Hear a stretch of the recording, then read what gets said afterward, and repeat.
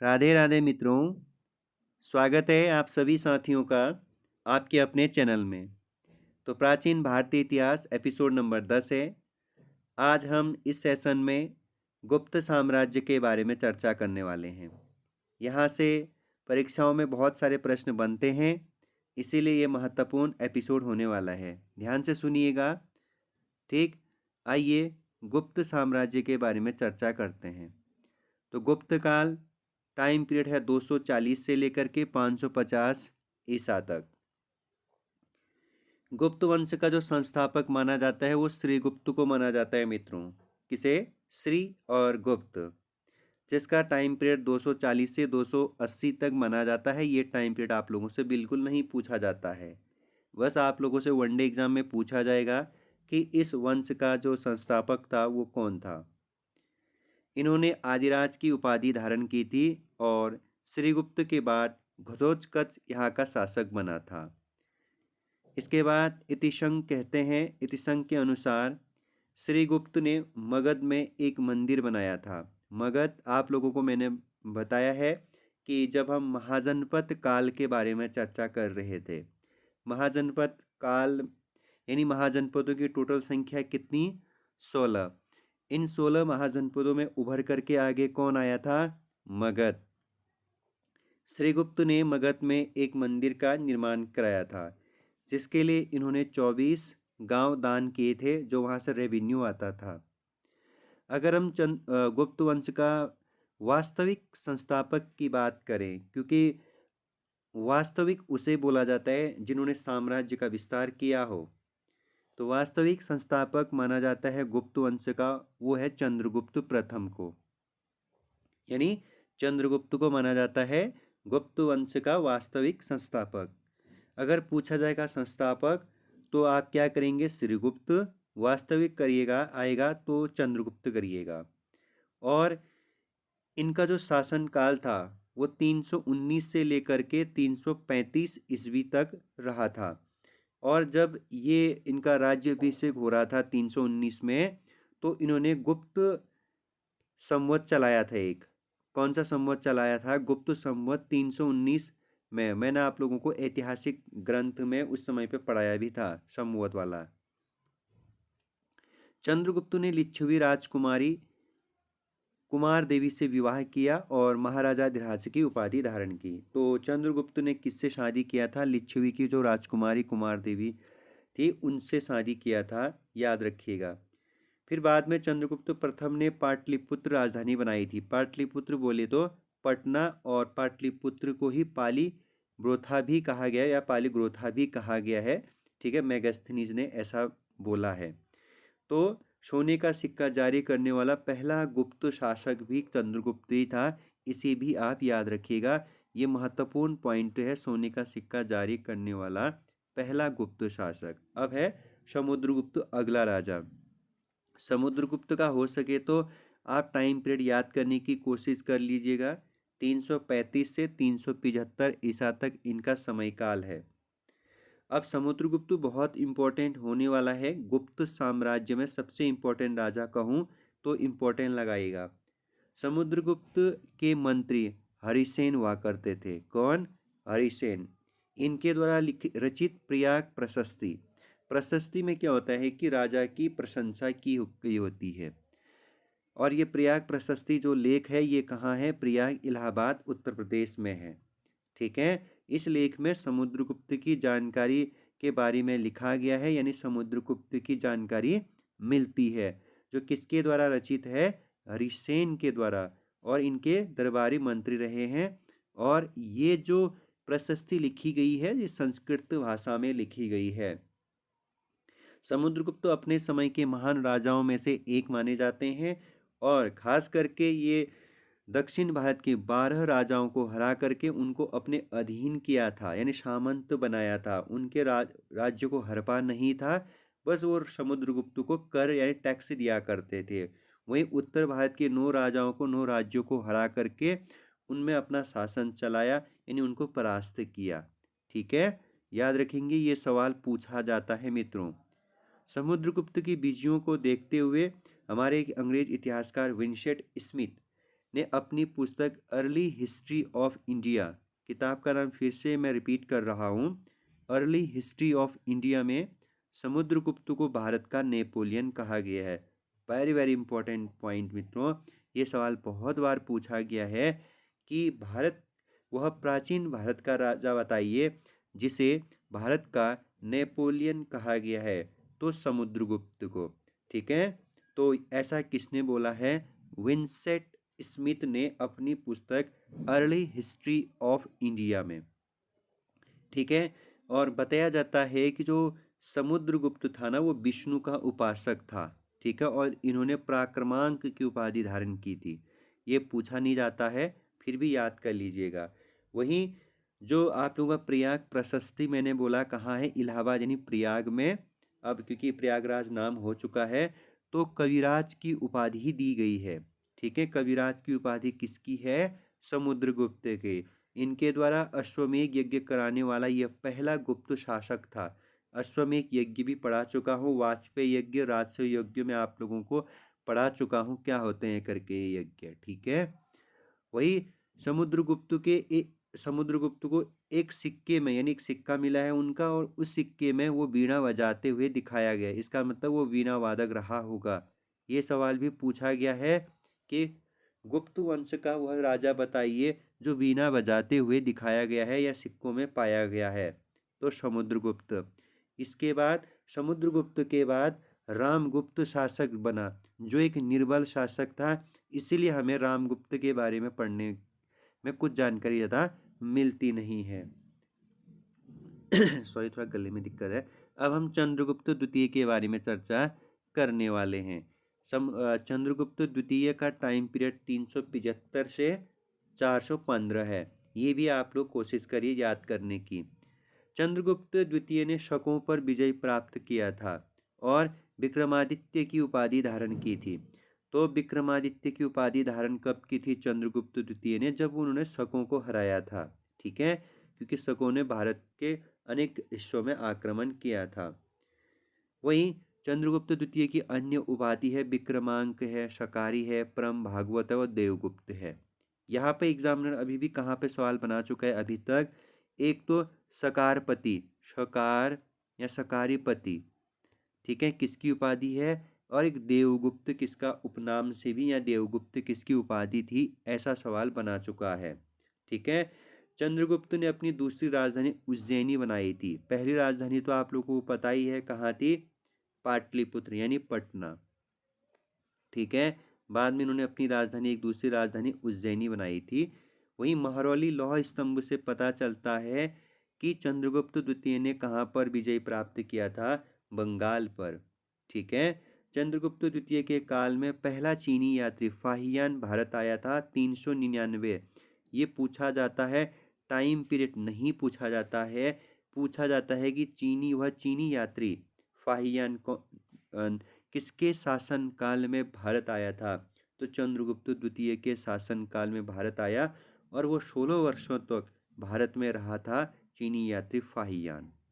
वही चंद्रगुप्त द्वितीय के दरबार में बहुत महत्वपूर्ण लेखक हुए हैं, उनके बारे में हम चर्चा करते हैं। अब यहाँ से सवाल पूछा ही जाता है। चंद्रगुप्त द्वितीय के दरबार में नवरत्न रहते थे। एक तो यही सवाल पूछा जाता है कि प्राचीन भारतीय इतिहास का वह राजा गुप्त साम्राज्य का बताइए जिसके दरबार में नवरत्न रहते थे, तो वो था चंद्रगुप्त द्वितीय, जिसमें कालिदास भी एक थे, जिन्होंने क्या लिखा है? अभिज्ञान शाकुंतलम की रचना की है। ठीक है, मालविकाग्नि की रचना की है। बहुत सारे ऐसे इनकी किताब है। ठीक है, चंद्रगुप्त द्वितीय के दरबार में धन्वंतरी नामक चिकित्सक रहते थे। कौन रहते थे? धन्वंतरी। और अमरकोश के लेखक अमर सिंह भी रहते थे। यहाँ से सवाल क्या पूछा जाता है? धन्वंतरी नामक चिकित्सक किसके दरबार में रहते थे? चंद्रगुप्त द्वितीय। वहीं अमरकोश के लेखक अमर सिंह भी रहते थे। वही आपने महान ज्योतिषशास्त्र ब्राह्मण का नाम सुना होगा, ये भी चंद्रगुप्त द्वितीय के दरबार में ही रहते थे, जिन्होंने बृहत संहिता व पंच सिद्धातिका की रचना की है। आप लोग बार बार पढ़ते होंगे ना कि बृहत संहिता नामक जो शास्त्र है, जो दर्शन है, इसके लेखक कौन है? इसके लेखक कोई और नहीं, ब्राह्मण है, महान ज्योतिषशास्त्र थे ये। ठीक है, तो ये सवाल भी पूछा जा चुका है। चंद्रगुप्त द्वितीय के अन्य दरबारी है, शंकर है, बेताल भट्ट है, हरिसेन है, वरुचि है और छपक्का है। तो ये महत्वपूर्ण नाम है, यहाँ पे हरिसेन जरूर याद रखिएगा। अब हम चंद्रगुप्त द्वितीय के बाद कुमारगुप्त के बारे में चर्चा करेंगे। कुमारगुप्त का टाइम पीरियड 415 से लेकर के 455 तक रहा है। इसे भी याद नहीं रखेंगे, मतलब टाइम पीरियड नहीं, राजा तो बहुत इंपॉर्टेंट है ये। अगर आपसे पूछा जाता है कि कुमारगुप्त का अन्य नाम बताइए, तो महेंद्रादित्य था और शक्रादित्य इसकी उपाधि रही है। ठीक है, महेंद्रादित्य पे यूपी में सवाल पूछा जा चुका है, यूपी पुलिस में। तो शक्रादित्य तो नहीं देखा मैंने। वही मंदसौर अभिलेख में, कौन से अभिलेख में? मंदसौर अभिलेख में कुमारगुप्त के लिए यह लिखा है, चारों ओर से समुद्र से घिरे पृथ्वी के भाग पर इसका शासन था। ठीक है, गुप्त शासकों में सर्वाधिक अभिलेख कुमारगुप्त के प्राप्त हुए हैं। यानी एक ऐसा राजा बताइए गुप्त वंश का जिसका सर्वाधिक अभिलेख प्राप्त हुआ है, वो कौन था? कुमारगुप्त ही था।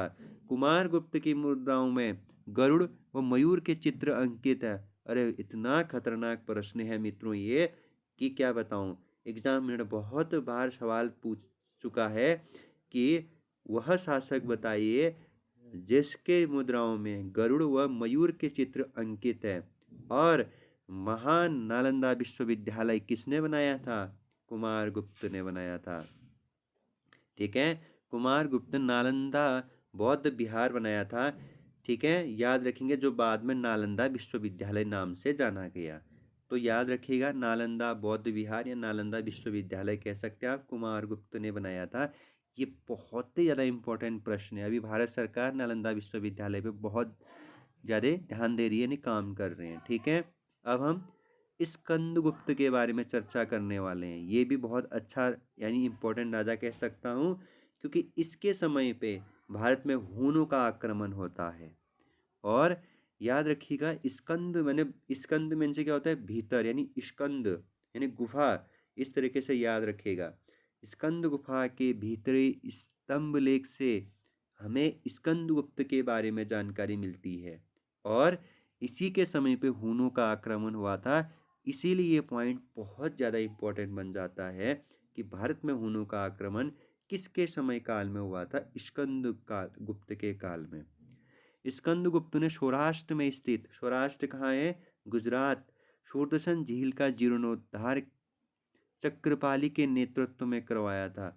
मैंने आप लोगों को जब से प्राचीन इतिहास पढ़ाया है, तो इस सूरदर्शन झील के बारे में बहुत बार चर्चा की है। अशोक ने भी इसमें काम किया था और रुद्रदामन ने भी इसमें काम किया था, तो वो आप लोगों को याद रखना है।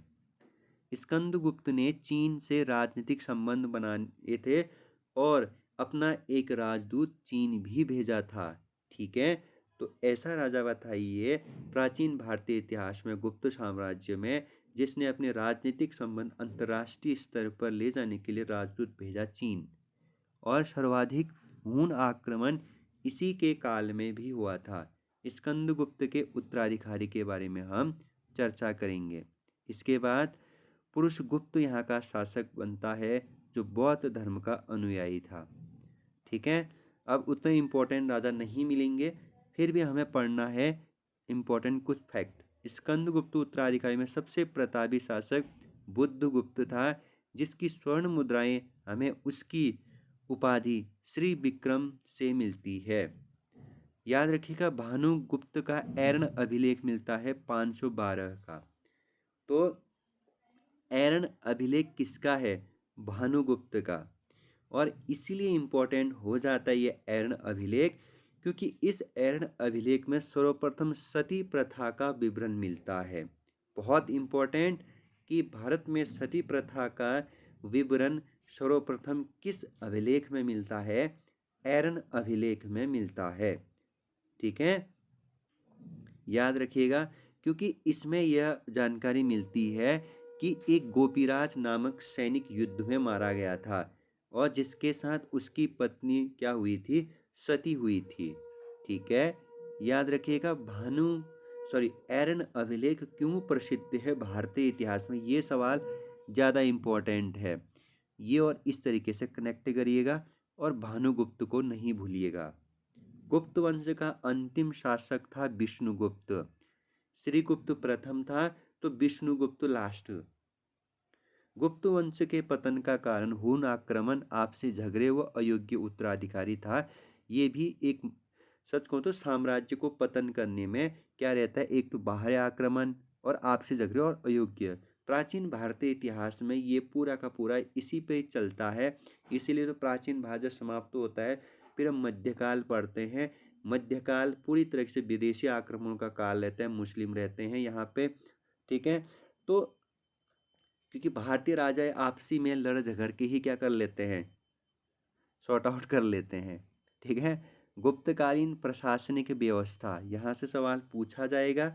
एक तो गुप्त साम्राज्य किसमें था, प्रांतों में विभक्त था मित्रों, जिसे मुक्ति कहा जाता था, भुक्ति, जिसमें प्रमुख, जिसके प्रमुख को उपरिक, महाराज या भौकिक कहते थे। यहाँ से पूछा जा चुका है कि भुक्ति कहा जाता है, इसके प्रमुख को भौकिक कहा गया है। प्रांत के अंतर्गत कई जिले या विषय होते थे और विषय के नीचे अनेक विधि होती थी। ठीक है, गुप्त साम्राज्य की सबसे बड़ी इकाई देश होता था, जिसके प्रमुख को गोप्ता कहा गया है। ठीक है, गुप्त साम्राज्य की सबसे बड़ी इकाई देश होता था, जिसके प्रमुख को गोप्ता, और सबसे छोटी इकाई ग्राम, जिसके प्रमुख को महत्तर या ग्रामिक कहा गया है। ग्रामों के समूह को पेट कहा जाता था। ठीक है, गुप्त साम्राज्य देश, भुक्ति, विष, विधि, यहाँ पे विधि होना चाहिए, हाँ, पेट, ग्राम में बटा था। तो ये आप याद रख सकते हैं इस क्रम को। समुद्रगुप्त के प्रयाग प्रशस्ति हरिसेन द्वारा किस शैली में लिखा गया, चंपू शैली यानी संस्कृत में रचित है, जिससे पता हमें क्या चलता है कि हरिसेन एक कुमारमात्य, संधि विग्रहक और महादंडनायक का कार्य करता था। ठीक है, महासेनापति महाबलाधिकारी सेना का सर्वोच्च अधिकारी होता था। सेना का सर्वोच्च अधिकारी कौन होता था गुप्त साम्राज्य में, महाबलाधिकृत या महासेनापति होता था। वही दंडपाशिक पुलिस विभाग का अधिकारी होता था। दंडपाशिक किसका अधिकारी होता था, पुलिस विभाग का। ये भी सवाल पूछा जाता है। वही महासंधि विग्रह युद्ध के बाद संधि व विदेश विभाग का अधिकारी होता था। ये बहुत ज़्यादा इम्पोर्टेंट है कि गुप्त साम्राज्य में विदेश विभाग का अधिकारी का नाम बताइए, महासंधि विग्रह। और वहीं कर वसूलने वाले अधिकारी को क्या कहा जाता था, ध्रुवाधिकरण या वित्तीय अधिकारी भी कहा जाता था। साधारण पुलिस कर्मचारी को चाट या भाट कहते थे। यहाँ पे सवाल पूछा जा चुका है चाट पे। गुप्त साम्राज्य में भूमि एक बट्टा 6 थी, जो नकद के रूप में लिया जाता था, जिसे हिरण्य कहा गया है। हिरण्य क्या था पूछा जा सकता है, याद रखेगा। उद्रक नामक कर स्थायी कृषकों द्वारा लिया जाता था और उपरिक नामक कर इस अस्थायी कृषकों से लिया जाता था। उद्रंग याद रखिएगा। भूमि सिंचाई के लिए रहट या घंटी यंत्र का प्रयोग करते थे। रहट क्या था पूछा जा चुका सवाल है। गुप्त काल में स्वर्ण मुद्रा को दीनार और चांदी के सिक्के को रूपक। यह सवाल यहाँ पे बना है कि दीनार क्या है प्राचीन भारतीय इतिहास में, तो एक स्वर्ण मुद्रा है दोस्तों गुप्त काल में। समुद्रगुप्त के गरुड़ मुद्रा जारी की थी, जो सोने से बनी थी। ये मैं आप लोगों को पहले ही पढ़ा चुका हूँ ऊपर। वही गुप्त चंद्रगुप्त प्रथम की मुद्रा में चंद्रगुप्त प्रथम की होगी और उसकी पत्नी कुमार देवी का चित्र मिलता है, याद रखिएगा। गुप्त काल में व्यापार का केंद्र उज्जैन था और मंदसौर अभिलेख से ज्ञात हमें यह मिलता है कि रेशम बुनकरों ने सूर्य मंदिर का निर्माण कराया था। गुप्त काल में वेश्यावृत्ति करने वाली स्त्री को गणिका कहते थे और सती प्रथा व पर्दा प्रथा गुप्त काल में प्रचलित थी। सती प्रथा को तो हमें जानकारी एरन अभिलेख भानुगुप्त का मिलता है। जिसमें गोपीचंद नामक जो आपका सेना था उसकी पत्नी ने क्या किया था, उसके साथ सती बन गई थी उसके बाद। तो गुप्त काल में स्थापत्य कला भी बहुत ज़्यादा पला। भारतीय प्राचीन मंदिर का निर्माण गुप्त काल से ही स्टार्ट हुआ था। जो प्राचीन मंदिर कला आप देखते होंगे भारत में, वो गुप्त काल से ही। ठीक है, ये बात आप याद रखिएगा। देवलगढ़ का दशावतार मंदिर गुप्तकालीन मंदिर शिखर शैली की श्रेष्ठ कृति है। ये पूछा जाता है देवगढ़ का दशावतार मंदिर किस काल का है करके। वहीं रायपुर में स्थित सिरपुर का लक्ष्मण मंदिर, ठीक है, वहीं भूपरा व खो का शिव मंदिर गुप्त काल का है। यहाँ पे देवगढ़ का दशावतार मंदिर याद रखिएगा। जहाँ एक और अजंता में 29 गुफाएं हैं, जिसमें से 16, 17 और 19 गुप्त काल की गुफाएं। कौन से? 16, 17 और 19। ठीक है।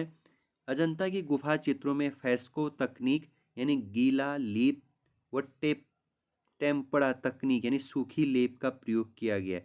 ये सवाल पूछा जा चुका है कि फेस्को तकनीक और टेम्परा तकनीक क्या है अजंता गुफा से संबंधित। ठीक है। तो मध्य प्रदेश में स्थित बाघ की गुफा में गुप्तकालीन की है। ये बाघ की गुफा मध्य प्रदेश में है, जिसमें झुकती हुई स्त्री का चित्र देखने को मिलता है और जिसकी खोज डेंजर फील्ड ने की थी। यानी मध्य प्रदेश में बाघ की जो गुफा है, यानी जो बाघ की गुफा है, इसकी खोज किसने की थी? तो आप लोगों को याद हो गया होगा, डेंजर फील्ड ने किया था। बिहार के सुल्तानगंज से मिली बुद्ध की खड़ी प्रतिमा किस काल की है? गुप्त काल की है। ये भी आप लोग याद रखिएगा। गुप्तकालीन साहित्य एवं विज्ञान की हम चर्चा करें, कालिदास संस्कृत के विद्वान महान, जिनकी 7 रचनाएं मिलती है। और क्योंकि ये चंद्रगुप्त द्वितीय के दरबार में रहते थे, इन्होंने रघुवंश व कुमार संभव नामक महाकाव्य लिखे। रघुवंश हो गया और कुमार संभव नामक महाकाव्य लिखा है, याद रखिएगा। ऋतु संहार वो मेघदूत खंड काव्य की रचना की है। एक तो ऋतु संहार हो गया और खंड काव्य की भी रचना की है। वही कालिदास ने विक्रम वर्षीय अभिज्ञान शाकुंतलम मालविकाग्निमित्र नामक नाटकों की भी रचना की है। तो ये 7 रचनाएं आप लोगों को पता होनी चाहिए कि इसमें से नाटक कौन सा है, महाकाव्य कौन सा है और खंड काव्य कौन सा है। ठीक है, कई बार ऐसा भी सवाल बनाता है, खास करके रघुवंश और कुमार संभव महाकाव्य, ये जरूर याद रखिएगा। मुद्रा राक्षस व देवी चंद्रगुप्त नाटक की रचना गुप्त काल में विशाख दत्त ने की थी। तो मुद्रा राक्षस की रचना किसने की? विशाखा दत्त ने। देवी चंद्रगुप्त के जिसमें देवी चंद्रगुप्त के बारे में चर्चा है, यानी देवी चंद्रगुप्तम के बारे में जानकारी किसने लिखी है? विशाख दत्त ने। मृच्छकटिकम नामक की रचना क्षुद्रक ने और नीतिशार की रचना कामदक ने की है। तो मृच्छ कटिकम की नाटक की रचना क्षुद्रक और नीतिशार की रचना कामदक ने की है। पंचतंत्र की रचना विष्णु शर्मा ने की है। बहुत बार सवाल पूछा जाता है। वही भास द्वारा रचित नाटक है स्वप्न प्रवासवत्ता और चारुदत्ता और उर्भंग। काव्य दर्शन या काव्य दर्शन नामक व्याकरण की रचना दंडी ने की है। कामसूत्र की रचना वात्स्यायन ने की है। तो ये बहुत ज़्यादा इम्पोर्टेंट है कि कामसूत्र की रचना किसने की है? वात्स्यायन। और काव्य दर्श नामक व्याकरण की रचना दंडी ने की है। जितने भी फैक्ट मैं इम्पोर्टेंट बता रहा हूँ, सोचिए वो बहुत ज़्यादा इम्पोर्टेंट है, या तो एग्ज़ाम में पूछे जा चुके हैं या एग्ज़ाम में आने वाले हैं। गुप्त काल के प्रसिद्ध वैज्ञानिक व गणितज्ञ थे आर्यभट्ट। अब लगाओ, आर्यभट्ट किसके शासनकाल से संबंधित है? गुप्त काल। जिन्होंने सर्वप्रथम पाई, आप मैथ्स में पाई पढ़ते होंगे, पाई का क्या क्या था, मान बताया था 3.14। अब बताओ, आर्यभट्ट ने अपनी पुस्तक आर्यभट्टिनम व सूर्य सिद्धांतम में दशमलव प्रणाली, बीजगणित, त्रिकोणमिति के बारे में बताया है। अब लगाओ कितने महान है, इसलिए तो प्रसिद्ध वैज्ञानिक गणितज्ञ आर्यभट्ट। आर्यभट्ट ने सर्वप्रथम सौर वर्ष की जो बताई थी, लंबाई बताई थी, दिन भी बताया था, पृथ्वी सूर्य के चारों ओर घूमती है, इसका भी तथ्य दिया था आर्यभट्ट ने। ब्रह्मगुप्त ने अपनी पुस्तक ब्रह्म सिद्धांतम की रचना और सूर्य ग्रहण व चंद्र ग्रहण के बारे में भी बताया है। गुप्त काल के पशु चिकित्सक कापल्य में हस्तायुर्वेद की रचना की, जिसमें हाथियों की चिकित्सा के बारे में जानकारी दी गई है। आयुर्वेद के प्रथम आचार्य या प्रवर्तक धन्वंतरी थे। इंपॉर्टेंट है। गुप्त काल में विष का पहले शल्य चिकित्सक सुश्रुत थे, जबकि चरण कुषाणकालीन औषधि चिकित्सक थे। तो चरक कुषाण काल में थे, आपको मैंने बताया है। बाणभट्ट द्वारा रचित अष्टांगिक हृदय एक आयुर्वेदिक ग्रंथ है। नवीनतम आयुर्वेदिक ग्रंथ की रचना गुप्त काल में हुई है, ये इतना इंपॉर्टेंट नहीं है। बौद्ध साहित्य दीपवंश व महावंश की रचना गुप्त काल में हुई थी। ठीक है, जो हमें जानकारी देती है। अब मैंने आप लोगों को हून जाति पढ़ाया था, ये समाप्त हुआ। हून जाति अभी मैंने थोड़ी देर पहले बताया था, तो इसके बारे में थोड़ा सा एक नज़र डालते हैं। हून मध्य एशिया की एक बर्बर जाति है, मध्य एशिया, जो मूलतः मंगोलिया थे। वो भारत में एक आक्रमण करने वाले हूनों को सफ़ेद हून कहते हैं। अब भारत में जिसने आक्रमण किया वो सफ़ेद हून थे, और ये मंगोलिया के रहने वाले थे, याद रखिएगा। और भारत में हूनों का प्रथम आक्रमण किसके शासनकाल में हुआ था? स्कंदगुप्त के समय तोरनमान के नेतृत्व में हुआ था। तो आपसे यहाँ पे सवाल क्या पूछते ना, एक कि स्कंदगुप्त के समय में जो हून आक्रमण भारत में हुआ था, उसका नेतृत्व किसने किया था? तोरमान। तोरमान के बाद उसका पुत्र मिहिरकुल शासक बना, जिसकी राजधानी शालकोट थी। इसने अपनी राजधानी कहाँ बनाई थी? शालकोट। अब गुप्तों के समकालीन वाकाटक वंश के बारे में हम जानकारी जुटाते हैं।